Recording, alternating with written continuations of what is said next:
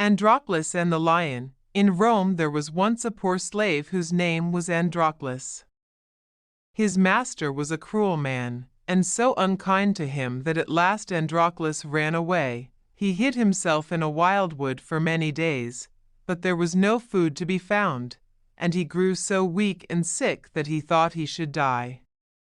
So one day he crept into a cave and lay down, and soon he was fast asleep. After a while a great noise woke him up. A lion had come into the cave and was roaring loudly. Androclus was very much afraid, for he felt sure that the beast would kill him. Soon, however, he saw that the lion was not angry, but that he limped as though his foot hurt him. Then Androclus grew so bold that he took hold of the lion's lame paw to see what was the matter.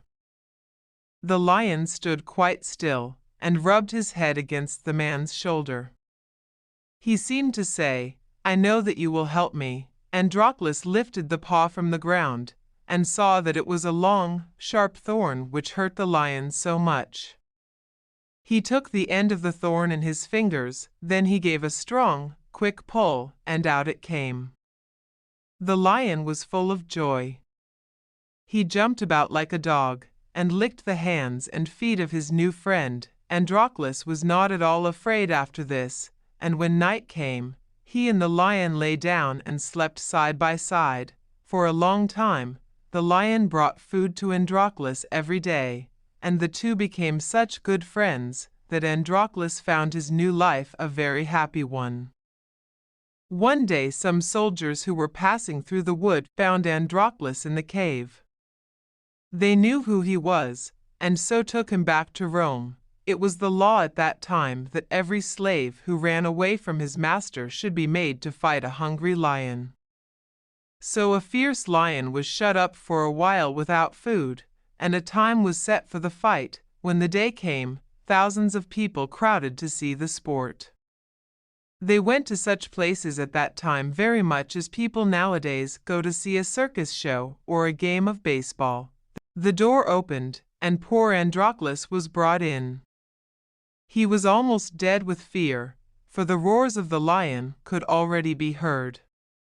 He looked up and saw that there was no pity in the thousands of faces around him. Then the hungry lion rushed in. With a single bound he reached the poor slave. Androclus gave a great cry, not of fear, but of gladness. It was his old friend, the lion of the cave. The people, who had expected to see the man killed by the lion, were filled with wonder. They saw Androclus put his arms around the lion's neck. They saw the lion lie down at his feet and lick them lovingly.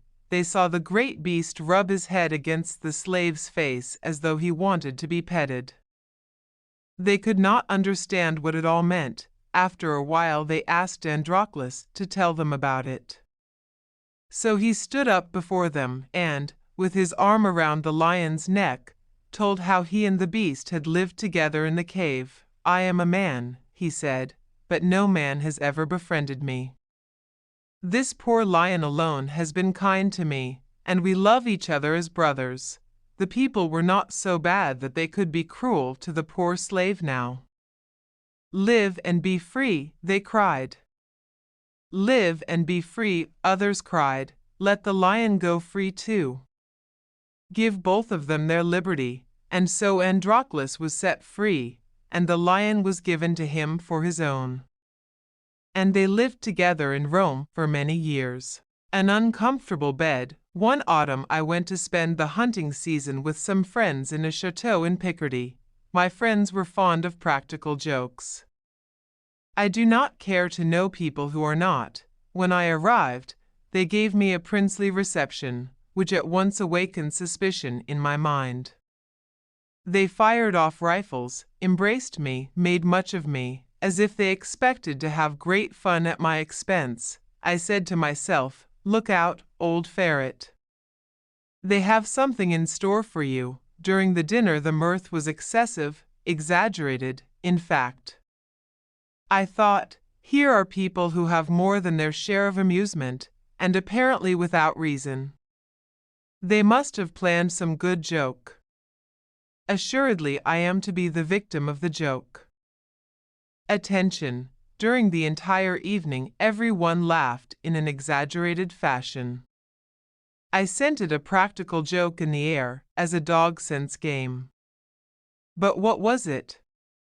I was watchful, restless.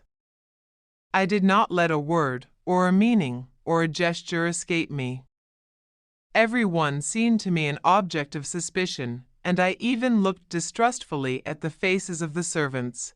The hour struck for retiring, and the whole household came to escort me to my room. Why, they called to me, "Good night." I entered the apartment, shut the door, and remained standing, without moving a single step, holding the wax candle in my hand. I heard laughter and whispering in the corridor. Without doubt they were spying on me. I cast a glance round the walls, the furniture, the ceiling, the hangings, the floor. I saw nothing to justify suspicion. I heard persons moving about outside my door. I had no doubt they were looking through the keyhole. An idea came into my head. My candle may suddenly go out and leave me in darkness. Then I went across to the mantelpiece and lighted all the wax candles that were on it. After that I cast another glance around me without discovering anything. I advanced with short steps, carefully examining the apartment. Nothing. I inspected every article, one after the other. Still nothing. I went over to the window. The shutters, large wooden shutters, were open. I shut them with great care, and then drew the curtains, enormous velvet curtains, and placed a chair in front of them, so as to have nothing to fear from outside. Then I cautiously sat down. The armchair was solid. I did not venture to get into the bed. However, the night was advancing, and I ended by coming to the conclusion that I was foolish. If they were spying on me, as I supposed, they must, while waiting for the success of the joke they had been preparing for me, have been laughing immoderately at my terror. So I made up my mind to go to bed. But the bed was particularly suspicious looking. I pulled at the curtains. They seemed to be secure, all the same, there was danger. I was going perhaps to receive a cold shower both from overhead, or perhaps, the moment I stretched myself out, to find myself sinking to the floor with my mattress. I searched in my memory for all the practical jokes of which I ever had experience. And I did not want to be caught. Ah! Certainly not. Certainly not. Then I suddenly bethought myself of a precaution which I considered ensured safety. I caught hold of the side of the mattress gingerly, and very slowly drew it toward me. It came away, followed by the sheet and the rest of the bedclothes. I dragged all these objects into the very middle of the room, facing the entrance door. I made my bed over again as best I could at some distance from the suspected bedstead and the corner which had filled me with such anxiety. Then I extinguished all the candles, and, groping my way, I slipped under the bedclothes. For at least another hour I remained awake, starting at the slightest sound. Everything seemed quiet in the chateau. I fell asleep. I must have been in a deep sleep for a long time, but all of a sudden I was awakened with a start by the fall of a heavy body tumbling right on top of my own, and, at the same time, I received on my face, on my neck, and on my chest a burning liquid which made me utter a howl of pain. And a dreadful noise, as if a sideboard laden with plates and dishes had fallen down, almost deafened me. I was smothering beneath the weight that was crushing me and preventing me from moving. I stretched out my hand to find out what was the nature of this object. I felt a face, a nose, and whiskers. Then, with all my strength, I launched out a blow at this face. But I immediately received a hail of cuffings which made me jump straight out of the soaked sheets, and rush in my nightshirt into the corridor, the door of which I found open. Oh, heavens! It was broad daylight. The noise brought my friends hurrying into my apartment, and we found, sprawling over my improvised bed, the dismayed valet, who, while bringing me my morning cup of tea, had tripped over this obstacle in the middle of the floor and fallen on his stomach, spilling my breakfast over my face in spite of himself. The precautions I had taken in closing the shutters and going to sleep in the middle of the room had only brought about the practical joke I had been trying to avoid. Oh, how they all laughed that day! A fable. Once upon a time an artist who had painted a small and very beautiful picture placed it so that he could see it in the mirror. He said, "This doubles the distance and softens it, and it is twice as lovely as it was before." The animals out in the woods heard of this through the house cat, who was greatly admired by them because he was so learned, and so refined and civilized, and so polite and high-bred, and could tell them so much which they didn't know before, and were not certain about afterward. They were much excited about this new piece of gossip, and they asked questions, so as to get at a full understanding of it. They asked what a picture was, and the cat explained. "It is a flat thing," he said, "wonderfully flat, marvelously flat, enchantingly flat and elegant. And, oh, so beautiful, that excited them almost to a frenzy, and they said they would give the world to see it." Then the bear asked, "What is it that makes it so beautiful?" "It is the looks of it," said the cat. This filled them with admiration and uncertainty, and they were more excited than ever. Then the cow asked, "What is a mirror?" "It is a hole in the wall," said the cat.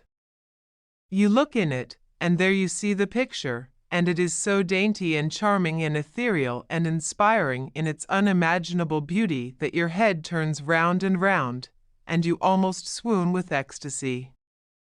The ass had not said anything as yet. He now began to throw doubts. He said there had never been anything as beautiful as this before, and probably wasn't now. He said that when it took a whole basketful of sesquipedalian adjectives to whoop up a thing of beauty, it was time for suspicion. It was easy to see that these doubts were having an effect upon the animals, so the cat went off offended. The subject was dropped for a couple of days, but in the meantime curiosity was taking a fresh start, there was a revival of interest perceptible. Then the animals assailed the ass for spoiling what could possibly have been a pleasure to them, on a mere suspicion that the picture was not beautiful, without any evidence that such was the case. The ass was not troubled, he was calm, and said there was one way to find out who was in the right, himself or the cat. He would go and look in that hole, and come back and tell what he found there.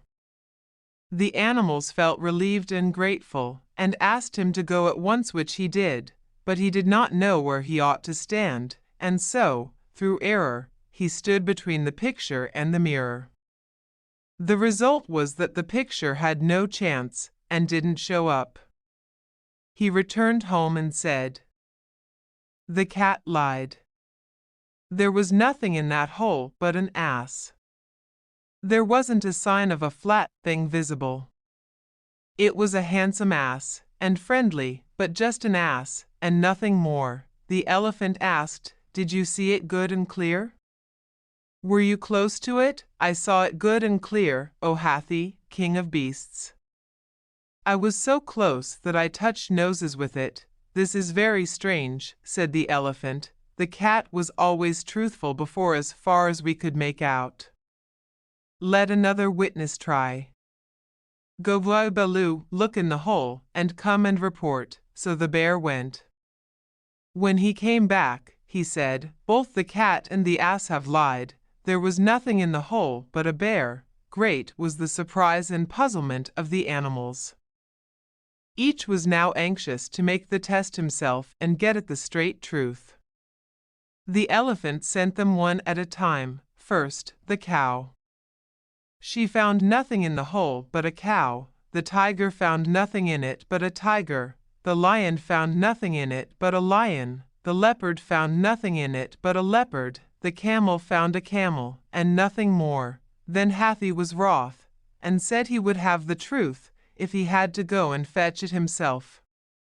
When he returned, he abused his whole subjectry for liars, and was in an unappeasable fury with the moral and mental blindness of the cat. He said that anybody but a nearsighted fool could see that there was nothing in the hole but an elephant. Moral: by the cat, you can find in a text whatever you bring, if you will stand between it and the mirror of your imagination.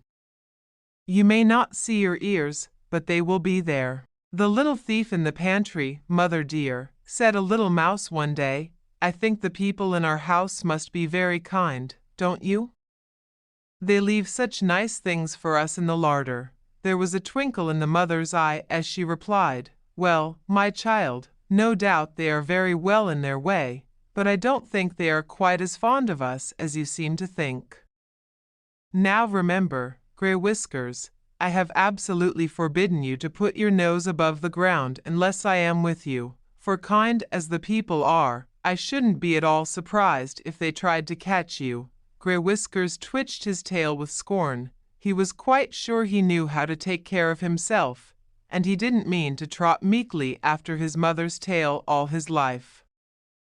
So as soon as she had curled herself up for an afternoon nap, he stole away and scampered across the pantry shelves. Ah! Here was something particularly good today.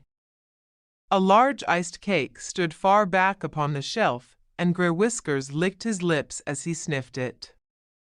Across the top of the cake there were words written in pink sugar, but as Grey Whiskers could not read, he did not know that he was nibbling at little Miss Ethel's birthday cake. But he did feel a little guilty when he heard his mother calling. Off he ran, and was back in the nest again by the time his mother had finished rubbing her eyes after her nap. She took Grey Whiskers up to the pantry then, and when she saw the hole in the cake she seemed a little annoyed.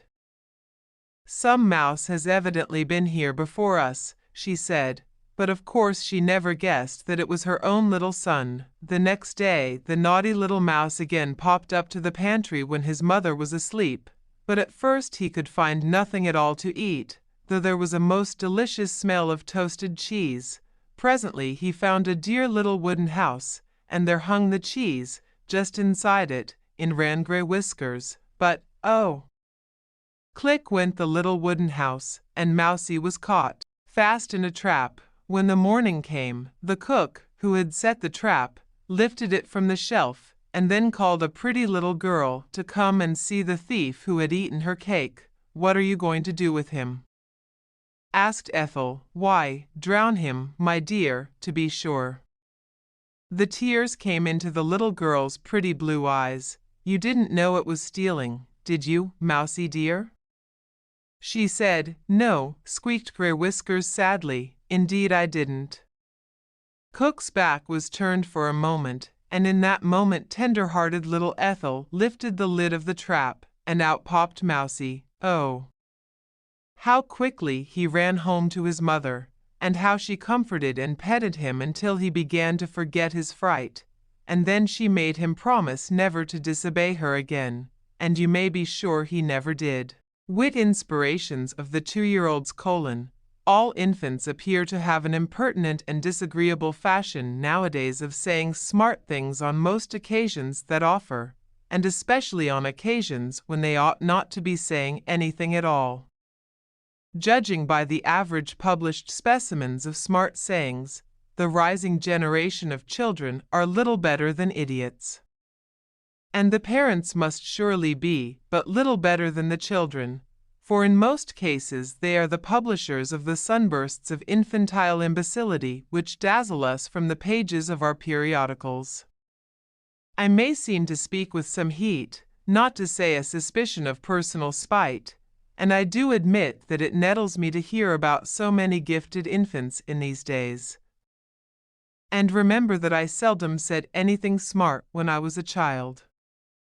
I tried it once or twice, but it was not popular.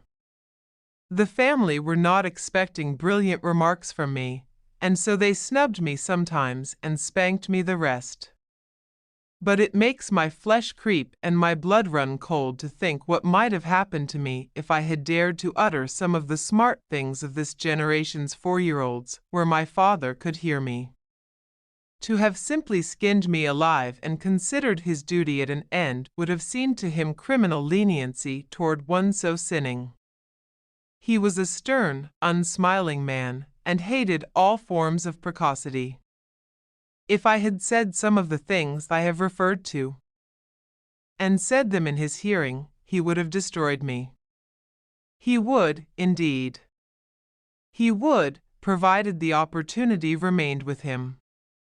But it would not, for I would have had judgment enough to take some strychnine first and say my smart thing afterward.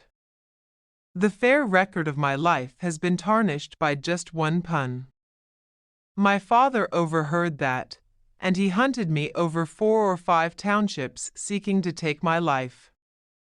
If I had been full grown, of course he would have been right, but, child as I was, I could not know how wicked a thing I had done. I made one of those remarks ordinarily called smart things before that, but it was not a pun. Still, it came near causing a serious rupture between my father and myself. My father and mother, my Uncle Ephraim and his wife, and 1 or 2 others were present, and the conversation turned on a name for me. I was lying there trying some India rubber rings of various patterns, and endeavoring to make a selection, for I was tired of trying to cut my teeth on people's fingers, and wanted to get hold of something that would enable me to hurry the thing through and get something else. Did you ever notice what a nuisance it was cutting your teeth on your nurse's finger, or how back-breaking and tiresome it was trying to cut them on your big toe? And did you never get out of patience and wish your teeth were in Jericho long before you got them half cut? To me it seems as if these things happened yesterday. And they did, to some children. But I digress. I was lying there trying the India rubber rings. I remember looking at the clock and noticing that in an hour and 25 minutes I would be 2 weeks old, and thinking how little I had done to merit the blessings that were so unsparingly lavished upon me. My father said, "Abraham is a good name." My grandfather was named Abraham. My mother said, "Abraham is a good name." Very well. Let us have Abraham for one of his names. I said, "Abraham suits the subscriber." My father frowned. My mother looked pleased. My aunt said, "What a little darling it is." My father said, "Isaac is a good name, and Jacob is a good name." My mother assented, and said, "No names are better. Let us add Isaac and Jacob to his names." I said, "All right. Isaac and Jacob are good enough for yours truly. Pass me that rattle, if you please. I can't chew India rubber rings all day." Not a soul made a memorandum of these sayings of mine, for publication. I saw that, and did it myself, else they would have been utterly lost. So far from meeting with a generous encouragement like other children when developing intellectually, I was now furiously scowled upon by my father. My mother looked grieved and anxious, and even my aunt had about her an expression of seeming to think that maybe I had gone too far. I took a vicious bite out of an India rubber ring, and covertly broke the rattle over the kitten's head, but said nothing. Presently my father said, "Samuel is a very excellent name. I saw that trouble was coming. Nothing could prevent it." I laid down my rattle. Over the side of the cradle I dropped my uncle's silver watch, the clothes brush, the toy dog, my tin soldier, the nutmeg grater, and other matters which I was accustomed to examine, and meditate upon, and make pleasant noises with, and bang and batter and break when I needed wholesome entertainment. Then I put on my little frock and my little bonnet, and took my pygmy shoes in one hand and my licorice in the other, and climbed out on the floor. I said to myself, now, if the worst comes to worst, I am ready. Then I said aloud, in a firm voice, Father, I cannot wear the name of Samuel, my son, Father, I mean it. I cannot, why, Father, I have an invincible antipathy to that name. My son, this is unreasonable. Many great and good men have been named Samuel. Sir, I have yet to hear of the first instance. What? There was Samuel the prophet. Was not he great and good? Not so very, my son. With his own voice the Lord called him, yes, sir, and had to call him a couple times before he could come, and then I sallied forth, and that stern old man sallied forth after me.